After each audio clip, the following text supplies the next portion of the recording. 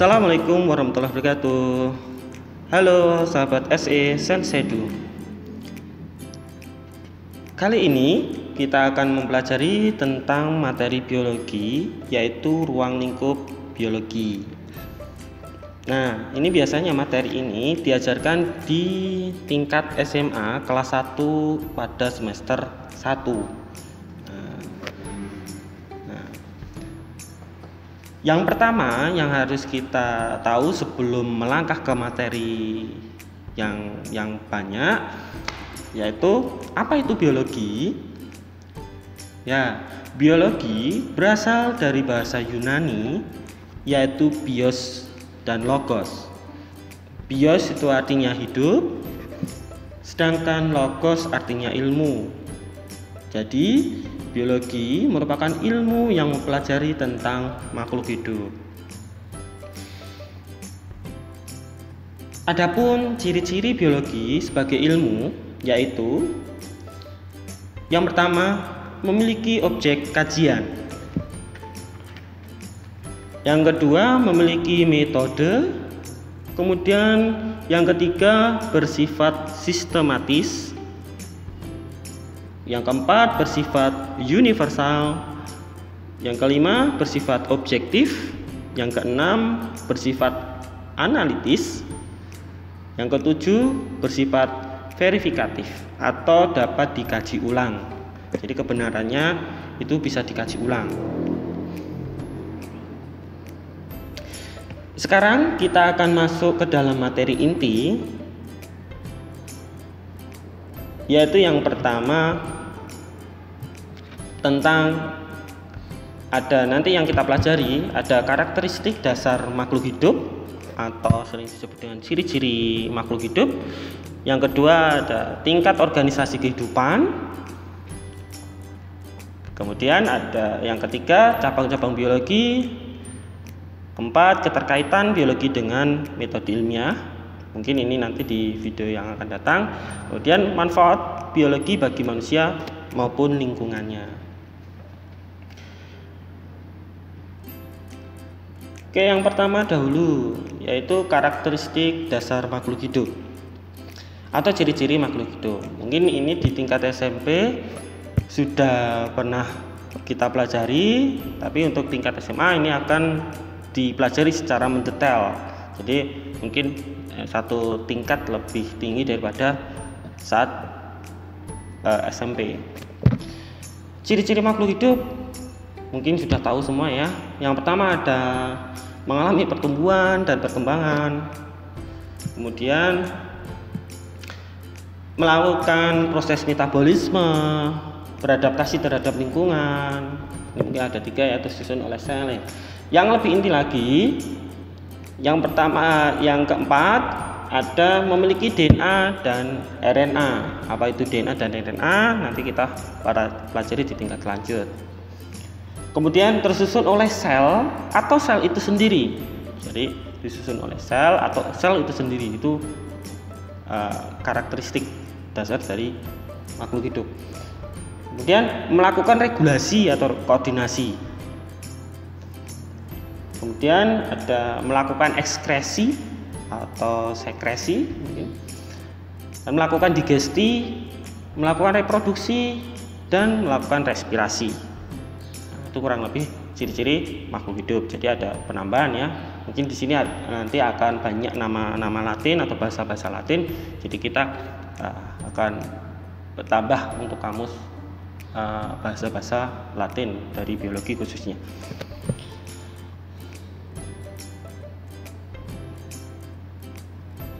Saya lanjut. Poin yang kedua, kita mengenal tentang struktur organisasi kehidupan. Apa itu? Kehidupan memiliki struktur yang sangat terorganisir. Struktur organisasi kehidupan dalam berbagai tingkat dapat dijelaskan sebagai berikutnya. Ini ada dari jadi gini. Jadi berkaitan dengan kehidupan makhluk hidup itu terbagi menjadi beberapa tingkat. Tingkat yang paling kecil atau yang paling rendah cakupannya itu yaitu tingkat organisasi molekul atau tingkat molekul. Sedangkan tingkat yang paling luas itu biosfer. Nah, di sini kebetulan masih bioma ya, ini paling tinggi, ini nanti ada biosfer. Jadi jika diurutkan dari yang paling rendah atau yang paling kecil tingkatannya hingga yang paling tinggi tingkatannya, itu ada satu molekul, kemudian disusul sel, jaringan, organ, sistem organ, kemudian organisme atau individu ya. Kemudian ada populasi, ada komunitas, ada ekosistem dan bioma, serta yang terakhir biosfer. Jadi ada 11 tingkat ya. Kalau di sini kurang satu, ini tulisannya kurang satu, tapi ada 11 tingkat. Kita bahas satu persatu. Tingkat molekul, ini tingkat yang paling rendah. Nah, ini hanya berkaitan dengan berbagai jenis biomolekul yang menyusun tubuh makhluk hidup. Nah, contohnya apa? Contohnya ada protein di situ, sudah dijelaskan di sini ada protein. Nah, ada contoh lain yaitu DNA, RNA, karbohidrat, lemak atau lipid. Nah, itu salah satu contoh dari molekul. Jadi molekul itu tingkatan yang paling kecil. Jadi kalau mungkin nanti kalau dipelajari di pembelajaran kimia itu tahu molekul itu yang seperti apa. Kumpulan dari unsur-unsur yang berbeda. Kemudian satu tingkat di atasnya itu yaitu sel. Di antara molekul dengan sel itu sebenarnya ada organel sel, tapi kita nggak bahas, kita langsung ke selnya. Jadi sel itu tersusun dari organel sel, sedangkan organel sel itu tersusun dari molekul-molekul atau senyawa. Nah, kita masuk ke tingkat sel. Sel itu unit struktural dan fungsional terkecil makhluk hidup. Jadi istilahnya gini, satu sel itu sudah mewakili makhluk hidup. Jadi nanti di makhluk hidup itu ada satu sel hanya tersusun dari beberapa molekul aja, atau organel-organel sel aja, itu sudah kita sebut makhluk hidup. Contohnya apa? Contohnya di situ udah tertulis ya, sel atau jantung. Ada sel telur atau ovum ya, itu satu sel itu udah makhluk hidup. Ada sel sperma, jadi satu sperma itu kita bisa sebut itu makhluk hidup. Kemudian lanjut yang lebih luas lagi yaitu tingkat jaringan, yaitu kumpulan sel yang memiliki sifat atau bentuk yang sama. Jadi sel-sel yang sama berkumpul membentuk yang namanya jaringan. Contohnya di sini ada jaringan otot jantung. Ada juga jaringan epidermis, jaringan epitel, jaringan meristem. Waduh, apa itu? Nah, nanti kita pelajari di tingkat lanjut. Ini mungkin kita hanya mengenal secara luas dulu, secara global. Kemudian tingkat selanjutnya yaitu tingkat organ. Itu kumpulan jaringan yang berbeda, membentuk kesatuan dan memiliki fungsi tertentu. Nah, contohnya apa? Contohnya jantung. Nah, jadi jantung, mungkin di dalam sebelum jantung itu ada jaringan otot jantung, ada jaringan epitel.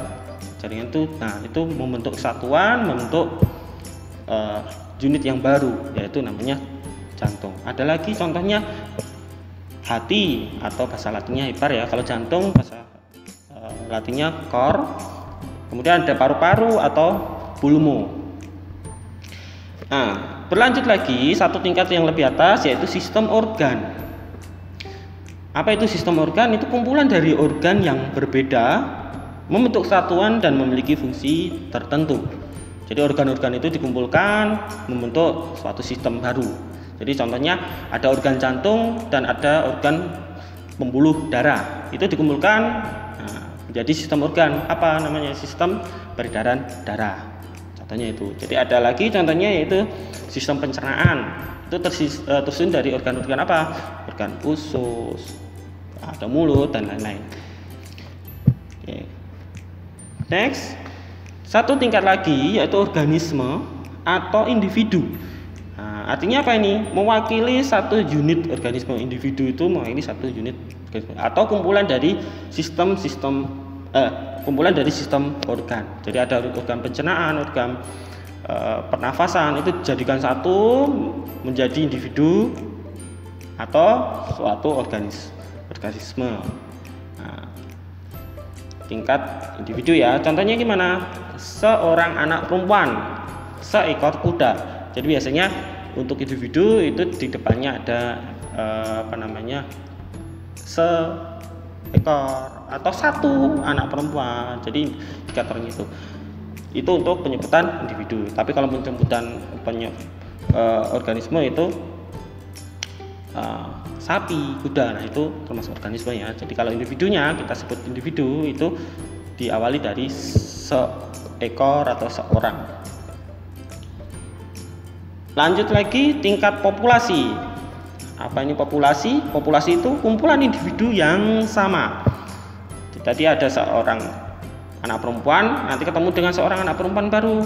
Jadi ada 2 anak perempuan. Nah, itu disebut dengan populasi. Jadi contohnya apa? Sekelompok orang penyebutannya. Atau 2 ekor belalang, ada 2 ekor sapi, dan lain-lain. Jadi lebih dari 1 kita sebut dengan populasi, tapi individunya harus sama. Kemudian next tingkat komunitas. Nah, untuk tingkat komunitas ini kumpulan populasi yang berbeda tapi saling berinteraksi. Contohnya gimana? Ada 2 ekor kerbau dan 2 ekor burung. Nah, kalau saling berinteraksi itu disebut dengan komunitas. Dan yang hanya berperan ini hanya komponen biotik ya, atau makhluk hidupnya. Di 2 ekor sapi, 2 ekor burung. Kemudian tingkat ekosistem. Tingkat ekosistem itu kumpulan berbagai populasi yang berbeda saling berinteraksi dan melibatkan lingkungannya atau komponen abiotiknya. Jadi kalau tadi komunitas itu hanya biotik, jadi 2 ekor sapi, 2 ekor burung, di ekosistem itu ada penambahan yaitu abiotiknya, lingkungannya. Contohnya gimana kalau gitu? 2 ekor sapi, 2 ekor burung di atas tanah. Nah, tanah itu abiotik. Itu melambangkan ekosistem. Kalau nggak ada tanah, masuknya di komunitas. Jadi bedanya itu. Jadi kalau komunitas hanya melibatkan biotik, tapi kalau ekosistem melibatkan biotik dan abiotiknya. Contoh yang realnya apa? Kalau ekosistem ada ekosistem sawah, ladang, kolam. Jadi ruang lingkupnya kecil. Ini ruang lingkupnya kecil. Kemudian next tingkat bioma. Tingkat bioma ini kumpulan dari ekosistem pada lokasi geografis tertentu. Jadi kalau tadi ekosistem itu hanya ruang lingkup yang kecil, tapi kalau yang untuk bioma ini ruang lingkupnya luas, lebih luas lagi. Jadi tapi tetap melibatkan biotik maupun abiotik. Contohnya apa? Tundra, padang pasir, gurun. Nah, itu kan luas semua. Hutan hujan tropis. Nah, itu termasuk bioma. Kemudian tingkat yang terakhir yaitu tingkat ke-11 disebut dengan biosfer. Biosfer itu seluruh bioma yang ada di bumi ini. Nah, atau contohnya cuma 1. Kebetulan kita hanya cuma 1 yaitu bumi. Bumi itu biosfer. Nah, di materi yang terakhir yaitu tentang cabang-cabang ilmu biologi. Apa itu cabang-cabang ilmu biologi? Cabang-cabang ilmu biologi itu merupakan ilmu-ilmu yang dikembangkan dari bidang biologi. Artinya yang ada di bidang biologi itu dispesifikkan.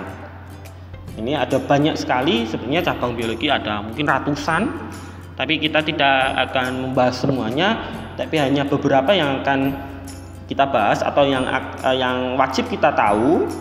Yaitu salah satunya yaitu yang pertama ada botani. Sudah tahu ya, botani ini ilmu yang mempelajari tentang tumbuhan. Kemudian ada zoologi, ilmu yang mempelajari tentang hewan. Kemudian ada virologi, ilmu yang mempelajari tentang virus. Kemudian ada mikologi, ilmu yang mempelajari tentang jamur. Ada entomologi, ilmu yang mempelajari tentang serangga. Dan ada lagi, tidak hanya 5 ya yang wajib kita ketahui, minimal ada 10 nanti, yaitu yang selanjutnya ada sitologi, ilmu yang mempelajari tentang sel. Kemudian ada histologi, ilmu yang mempelajari tentang jaringan. Kemudian ada organologi, ilmu yang mempelajari tentang organ. Kemudian ada histologi, ilmu yang mempelajari tentang jaringan. Kemudian ada anatomi, ilmu yang mempelajari tentang struktur organ dalam makhluk hidup. Jadi struktur itu bentuk, jadi bentuk-bentuk organ-organ dalam makhluk hidup. Kemudian ada morfologi, ilmu yang mempelajari tentang organ luar makhluk hidup. Jadi organ-organ luar itu yang nampak, biasanya yang nampak. Meta itu dipelajari di morfologi. Kemudian fisiologi, ilmu yang mempelajari tentang fungsi organ-organ pada makhluk hidup dan sebagainya. Nah, mungkin itu untuk video kali ini. Selamat belajar. Saya ucapkan terima kasih. Saya akhiri. Salam SE Sensei. Assalamualaikum warahmatullahi wabarakatuh.